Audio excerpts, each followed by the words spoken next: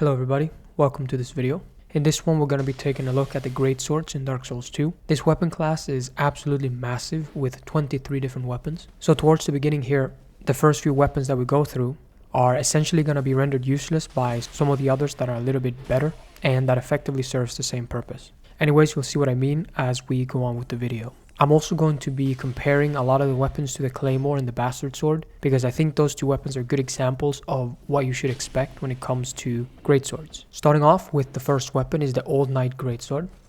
A trend with the Old Knight weapons is that they tend to have very low durability and very high poise break for their class. But the 50 poise break of this weapon doesn't really make up for the drawbacks that it has. It only has 30 durability, it weighs 13 units, and it has no counter damage, making its damage significantly less than other weapons that weigh, say, 6, 7, or 8 units. I think the Old Knight armor is a pretty good armor set because it has good poise to defense ratio.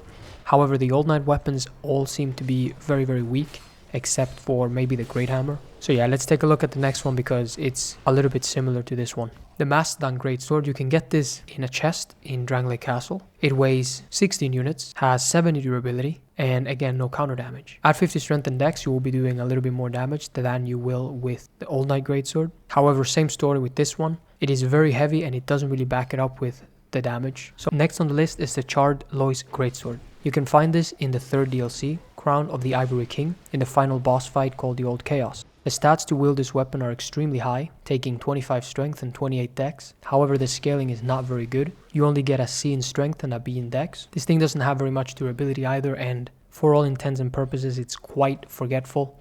It does come with an 8 fire damage, but I feel like that hinders the weapon more than it actually helps it. Overall, not too good. The stats are just insane for what you get. So next up on the list is the Old Mirror Greatsword. You can get this weapon from Asletiel, which is a red phantom that you'll find on your way to Aldia's Keep. Now, the Old Mirror Greatsword is very similar to the normal Mirror Greatsword. However, the stats to wield this weapon are very high. It takes 33 dexterity to use, and although it has an S scaling in dex, it still does less damage than the normal Mirror Greatsword. Not to mention that this weapon has 20 durability, and there just seems to be no reason to use this weapon over the Mirror Greatsword. But anyways, let's go to the next one, which is the Blue Moon Greatsword. This is Benhart's weapon, and you can actually get it very early in the game if you decide to kill him. You could two-hand it with something like the Warrior class that starts with high strength. However, this doesn't have very good reach, and once you get to the Forest of Fallen Giants and you can find the Bastard Sword or the Longsword, they will essentially make this one useless. It only has 30 durability and it weighs 15 units. No scaling, so I have mine infused with raw. And at 50 strength and 50 dex, we'll be doing 481 damage. The next weapon on the list is the Black Dragon Greatsword. This is a very difficult sword to get though. You need to get to rank 3 in the Dragon Covenant. And in all honesty, I don't really think it's worth it. It does have very good reach, but it gets no counter damage. And also it has no scaling. The moveset is very good. However, even though it has a pretty useful thrusting attack, when you're one-handed, you can't really pair with the Leo Ring. So yeah, overall it's a little strange that this weapon is as hard to get as it is, and you don't really get a lot of use out of it. The next two weapons, the Flame Burge and the Royal Greatsword, are very similar weapons. They are bleed greatswords. The Flame Burge you can get in Huntsman's Copse by dropping off a ledge, and the Royal Greatsword you can get from the Royal Swordsmen that wield the weapon. The stats of these weapons are virtually identical.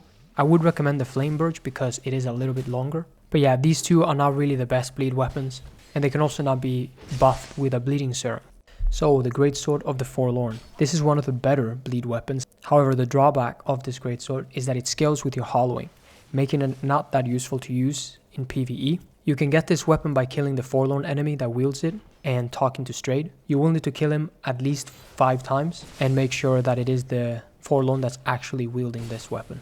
So I wanted to test the bleed on this thing. I infused 2 of them with bleed and got 100% hollow. And with the right ring setup as well as some shadow gauntlets, there were certain enemies you could bleed with a power stance attack from this Greatsword. It is probably one of the best weapons for PvP though in the arena when it comes to bleed. But the handicap of having your health decreased by 50% is just way too much for PvE.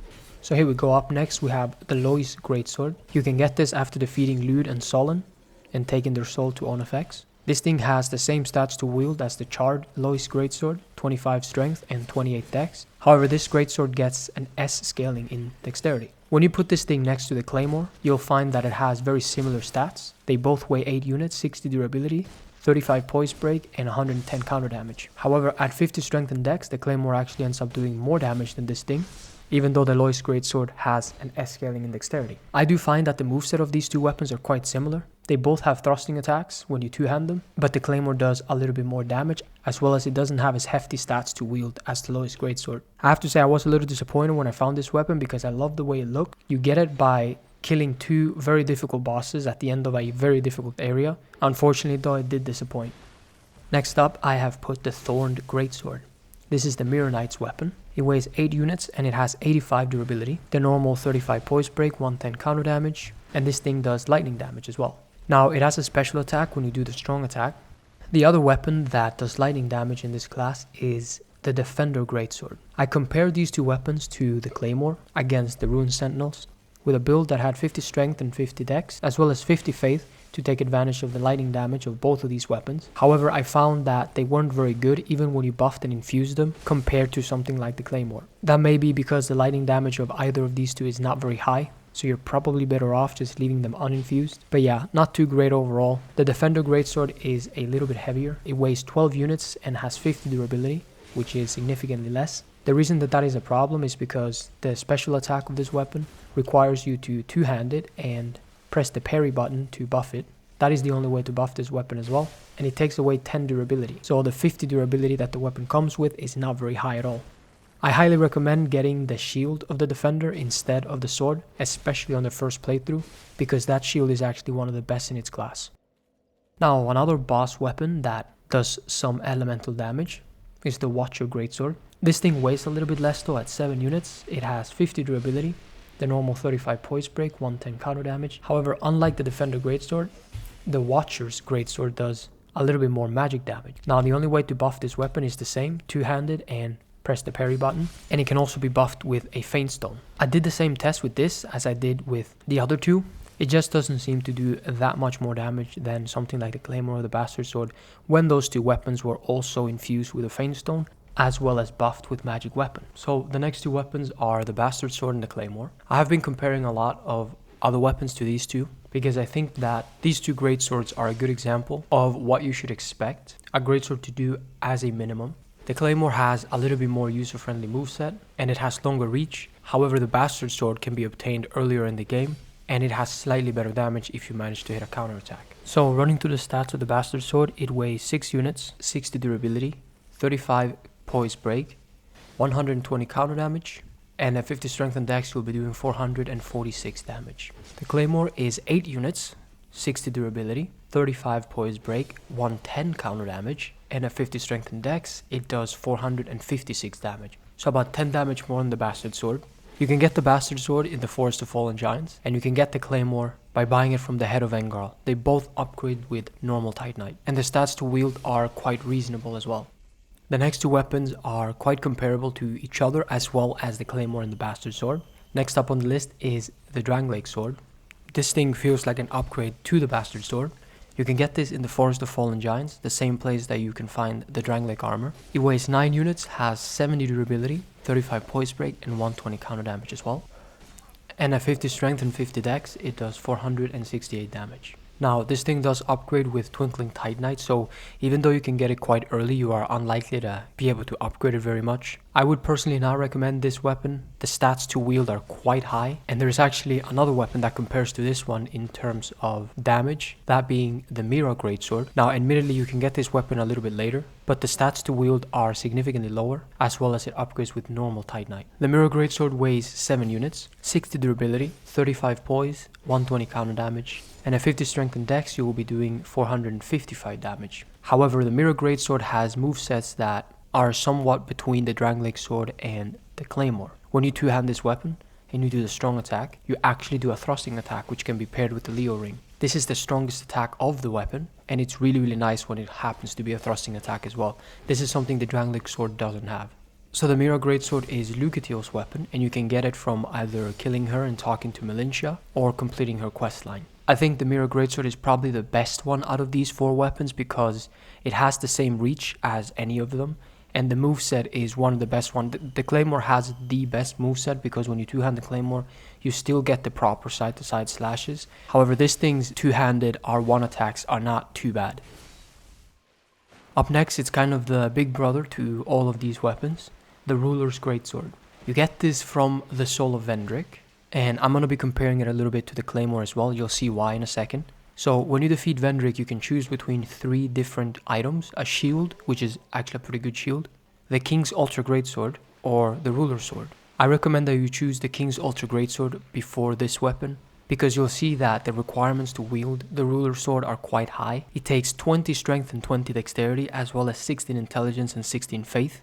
And in order to make this weapon scaling effective, you need a maximum of 1 million souls in your inventory, at which point this weapon will get 300 scaling. If you happen to have 1 million souls on your character, you have 50 strength and dex, this thing will be doing 580 damage, which is ridiculous. So when you put the Ruler's Greatsword next to the Claymore, you'll see that their stats are pretty much identical. They both weigh 8, 60 durability, 35 poise, and 110 counter damage. As well as the moveset is quite similar of that of the Mira Greatsword, so a lot of its attacks are identical to the Claymores. The 1 million souls on your character is a hefty price to pay, especially in your first, I'd say, 1 or 2 playthroughs, because you're basically risking 1 million souls if you want this weapon to be at its most effective. But at the end of the day, at high soul memories, it is one of the higher damaging greatswords. So the next weapon is the Key to the Embedded. I think this weapon kind of shows why counter damage is so good. So this thing is technically a quest item. You don't have to turn it in, but you can. The Key to the Embedded cannot be upgraded. It weighs 4 units, has 60 durability, 35 poise break, and 150 counter damage. So because you cannot upgrade this thing, it only does 394 damage at 50 strength and 50 dex. However, because of the 150 counter damage, if you manage to land a counter attack, you still do more damage than something like the Claymore, the Bastard Sword, pretty much any of the weapons that we've looked at thus far. This thing will do more damage if you do a counter attack. It's quite incredible that it actually only weighs 4 units as well. So yeah, in a way, it kind of makes the other weapons that we've looked at sort of useless. Now, it is a quest item. However, I believe you only need to do that quest once in a playthrough. But this thing being so light can certainly serve as a backup weapon, for example. Yeah, I was kind of surprised when I found out about this weapon. It is a bit of a hidden gem in the game. Okay, so the next weapon is the Black Knight Greatsword. This is a great weapon, has a very good moveset and a lot of range. It does innate fire damage as well, but not too much of it. It weighs 12 units, which is massive. 70 durability, 35 poise, 110 counter damage, and at 50 strength and dex, you'll be doing 551 damage. Probably a little bit less because of the split damage. This thing can be buffed and infused, but it's most likely recommended that you just leave it uninfused and then you just buff it with a resin or a staff. I would say the main strength of this weapon is the range. When you one-hand it, it also has a thrusting attack that, because of the range, will catch players in PvP by surprise. It has a lot of sweeping attacks, which are incredibly good for crowd control. And overall, even though it's a little bit heavy, it certainly doesn't disappoint. This is a good weapon to use with a shield as well, because of the incredible reach. So, the Moonlight Greatsword. This is an absolutely amazing weapon if you're a sorcerer. It does have pretty high stats to wield for a sorcerer at 18 strength and 18 dexterity, with no strength or dexterity scaling. It also has 18 intelligence to use, and it gets an A scaling in intelligence, as well as this weapon only does magic damage. You get it from the Soul of the Duke's Dear Freya in New Game Plus. It weighs 8 units, has 75 durability, which is good, 35 poise break, 120 counter damage, and admittedly on this character I just have 20 intelligence. I was doing 480 magic damage. So if you happen to have a character who has more intelligence, this thing will be doing, of course, more damage. Now, the problem with it is that it only does magic damage, so if the enemy is strong to magic, that is not going to be really advantageous. This thing has a special attack similar to some of the other greatswords. If you manage to hit with the beam attack as well as with the blade of the weapon, you will do significantly more damage. This weapon can be infused, but it cannot be buffed. When you infuse it with a Feint Stone, the scaling may go to an S, and you will most likely be doing even more magic damage.